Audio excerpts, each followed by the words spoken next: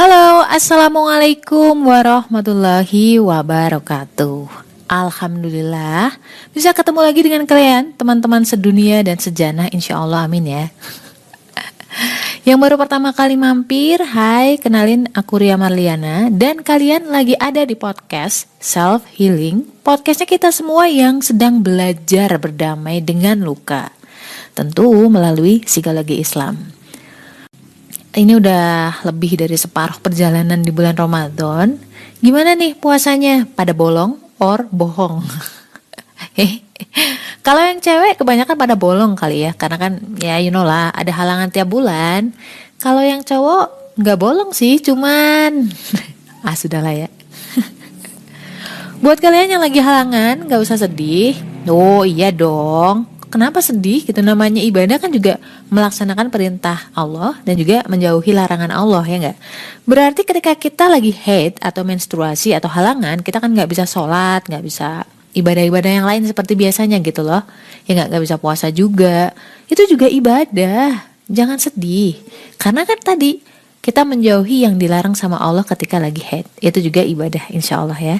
Amin. Jangan lupa doain kita semua ya, biar kuat sampai akhir dan gak cuma kuat menahan lapar dan haus, tapi juga menahan dari bergosip. Susah banget itu. Serius, karena gak ada batasannya, ya gak sih? Nah, ngomong-ngomong nih ya, ngomong-ngomong soal ngejauhin larangan Allah, boleh gak ya kira-kira nih ya, kalau misalkan aku sedikit bercerita nih, kenapa gue atau aku resign dari pekerjaan sebelumnya, dari bank aku di plat merah. Yang mana kalau dilihat-lihat tuh ya, tuh udah kayak sempurna gitu. Karir jelas, gaji relatif besar, masih dapat bonus tahunan. Misalkan lu pengen beli apa, beli rumah, mobil, kamu tinggal ngajuin kredit, dapat bunga ringan. Belum lagi status sosial yang lumayan terpandang lah ya kalau misalkan di masyarakat sekarang, ya enggak? Ya gitulah. Dipikir-pikir di logika akal manusia biasa kayaknya bodoh banget, ya gak sih? Dan itu yang aku terima ketika aku keluar dari bank. Hampir 100% orang yang tahu aku keluar bilang bahwa gue bodoh. Ya paling harus goblok gitu lah. But it's okay, karena lagi-lagi gue berpikir bahwa ini hidup-hidup gue. Kenapa sih harus mikirin orang yang sebenarnya mereka haknya mereka untuk komen, dan yang harus gue adjust adalah diri gue sendiri. Kan ini hidup gue, aku nggak mau ngejalanin sepatu orang lain yang nantinya akan aku sesalin dan ujung-ujungnya malah nyalahin mereka. Buat aku itu childish banget sih. Jadi I took the option untuk keluar dan aku terima konsekuensinya apapun itu, termasuk dibilang bodoh dan lain sebagainya. Nah, ngomong-ngomong gimana sih Mbak ketika lu bisa mengatasi keraguan kamu untuk resign? Ya jarang banget aku cerita masalah pribadi. Kalau buat kalian yang mungkin kurang nyaman dengan episode kali ini, lu bisa skip. Kalian juga bisa lihat episode-episode yang lain, barangkali itu ada manfaatnya ya. Bukan hal yang mudah ngelepasin sesuatu yang aku gak bilang nyaman. Di bank aku gak bilang nyaman, mungkin agak beda mindsetnya dengan orang lain. Aku bilang itu adalah pekerjaan yang aman secara dunia. Karena ya tadi udah aku sebutin ya, dari segi keuangan itu udah berkata lu merem aja lah gitu. Asal lu gak neko-neko, insya Allah sampai pensiun usia 50 tahun, 55 tahun, insya Allah udah terjamin secara duniawi, secara kasat mata ya. Aku bilang kasat mata, karena lagi-lagi bahwa cuman Allah yang bisa ngejamin kita. Apapun lah, kita nggak pernah tahu kan besok mau ngapain, besok masih hidup atau enggak dan lain sebagainya. Aku dulu masuk ke bank plat merah tahun 2010, masih Maret kalau nggak April, lewat jalur ODP. Ya buat kalian pasti udah tahu lah ya, familiar jalur itu. Dan masuk ke divisi kredit. Jalur kredit itu dikenal dengan jalur yang jenjang karirnya bagus, dan itu tuh masih awal banget lah. Mungkin sekarang udah angkatan ke berapa ratus gitu ya. Aku masih di angkatan 27. Bukannya aku gak tahu bahwa di bank itu tuh riba. Secara ya aku dulu tuh kan kuliah ikut rohis. Sedikit banyak tahu lah apa yang namanya riba. Cuman ya taunya hanya sekedar kulit. Pelatihan selama kurang lebih setahun itu kayak nggak ngurangin rasa bersalahku sama Tuhan gitu. Karena aku tahu nih Tuhan ngelarang, tapi aku bablasin itu dengan segala pembelaan dan pengelesannya waktu itu. Yang bilang bahwa bank adalah darurat. Pokoknya semua pembenaran-pembenaran pribadi udah aku kemukakan waktu itu. Bukan ke orang lain, ke diriku sendiri. Sampai pada pengelesan kalau misalkan kita resign nih, ntar bank jatuh ke tangan kafir. Itu sampai ke situ gitu loh. Jadi ibarat kata dari A sampai Z pengelesan dunia, insya Allah aku udah ngalamin, insya Allah. Dan itu jauh sebelum aku belajar sejarah bank. Tapi setelah belajar sejarah bank, statement bahwa ntar bank jatuh ke tangan kafir itu sumpah salah banget, totally salah gitu. Jadi lu cari sendirilah. Cukup mind blowing banget sih. Dan tahun demi tahun dengan kesibukan kerjaan yang bahkan waktu itu gue ngerasanya 24 jam sehari tuh gak cukup. Bahkan Sabtu Minggu tuh aku masih berangkat ke kantor. Pulang 1:30 itu wajar. Jam 11 itu pagi. Ya maklum lah ya, waktu itu masih semangat-semangatnya, masih single ya. Dan lama-lama kekhawatiran serta keenggak nyamanan itu kayak terabaikan. Saking sibuknya. Bukan hilang sih. Karena sesekali pasti muncul lagi. Banyak masalah di kantor. Meski gak cuma soal kerjaan. Tapi bukan soal keuangan ya lagi-lagi. Mikir gini, apa sih sebenarnya yang aku cari? Kayak ngejar waktu dan gak pernah berhenti. Mau sampai kapan? Sampai mati gitu kan. Ibadah itu kayak hambar. Itu jujur banget ya. Ibadah yang dulunya berasa gitu sampai ke hati itu kayak gersang. Hati itu kayak yang nggak tenang gitu. Terus dulunya sempat ngerjain sunnah, sekarang lama-lama pudar. Yang wajib juga dikerjain sih, tapi mulai keteteran. Yaitu, rasanya kayak mengetuk pintu Tuhan, tapi nggak ada jawaban gitu loh.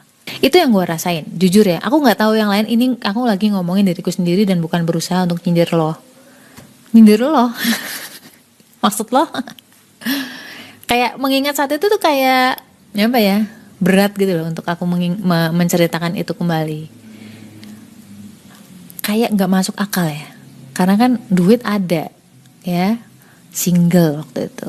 Duit buat sendiri. Orang tua aku terus terang juga bukannya minta nuntut banyak gitu, enggak. Ya gak masuk akal aja. Semua kemudahan, status sosial. Dan gue tuh bukan orang yang nyari customer gitu loh.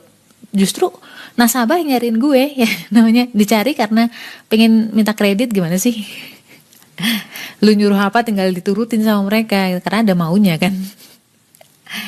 Ini bukan soal gak bersyukur ya, itu beda. Karena namanya hati tuh gak bisa dibohongin dengan kata-kata atau logika yang ngomong harusnya lu tuh bersyukur. Enggak. Itu tuh deeper than that, lebih dalam dari itu kalau lo mau jujur. Kalau aku gak bersyukur, tentu aku gak bakalan menyelesaikan tugas-tugas di kantor gue. Bukan itu. Akhirnya, singkat cerita, aku belajar lagi tuh tentang riba.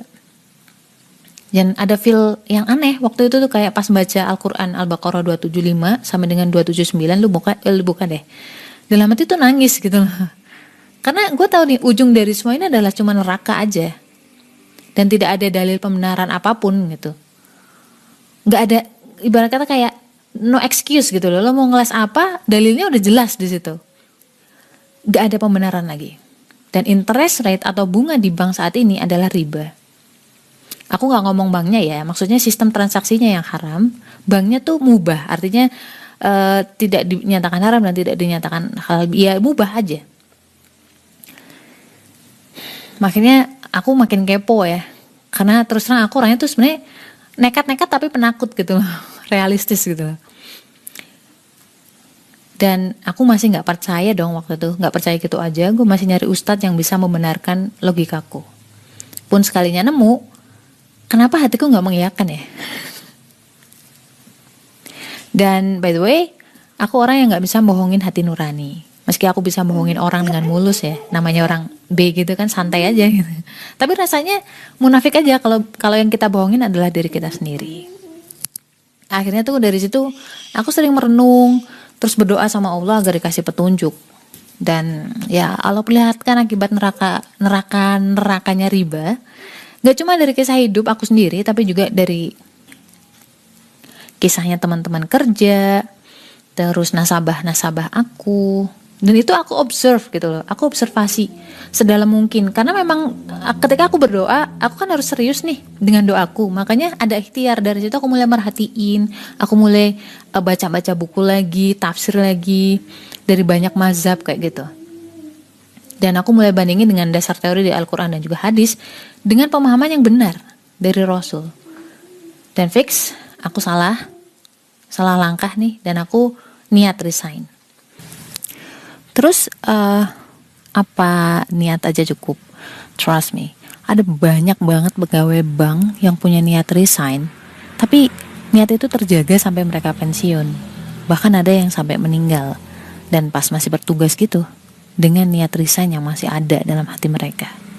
Dan gue tahu banget rasanya riba itu kayak candu. Jadi makin lama lu berkecimpung di situ, hidup pun tuh kayak makin bergantung sama itu. Ya kayak kita bergantungnya tuh jadi kayak ke gaji. Statement apa sih yang bisa menunjukkan itu? Gini loh, kalau misalkan kata-kata ini keluar dari mulut lo, kalau aku resign ntar makan apa? Kalau nggak ngeriba, gimana kita bisa punya rumah? Atau misalkan kata-kata gini, gimana kita bisa hidup? Gimana kita bisa mengembangkan bisnis kalau misalkan nggak pakai riba? Nah, kayak gitu. Itu tuh tanpa kita sadar, itu kita tuh salah bergantung gitu. Kenapa yang jadi maha kuasa adalah uang? Katanya kita percaya bahwa Allah lah yang mengatur itu semua. Itu tuh kayak kata hati, renungan hati, nyindir gue sendiri, malu gitu sebenarnya. Jadi PR-nya tuh sebenarnya bukan cuma sekedar niat, nggak sampai niat doang pengen resign, tapi kapan lu mau resign. Nah, ini tuh bakal seru banget, dan aku nggak akan mungkin nyeritain ini cuma di satu episode. So insyaallah aku terusin mungkin ya next episode kali ya, semoga insyaallah. Semoga apa yang gue bagiin tidak menjadi ria. Karena gini, dulu ketika aku resign belum banyak orang sharing tentang ini, tentang pengalaman hijrah, tentang pengalaman taubat. Itu masih jarang banget. Itu tahun 2017 ya. Jadi waktu itu aku benar-benar ngerasa sendiri sampai bingung harus gimana, gak ada orang yang share, aku cari-cari juga belum banyak. Semoga dengan ini teman-teman yang mungkin ada niatan resign atau sekarang sedang dalam jalan hijrah, semoga Allah kuatkan.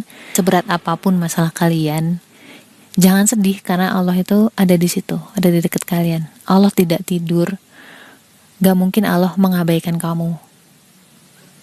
Karena hijrah itu kan niatnya karena Allah ya.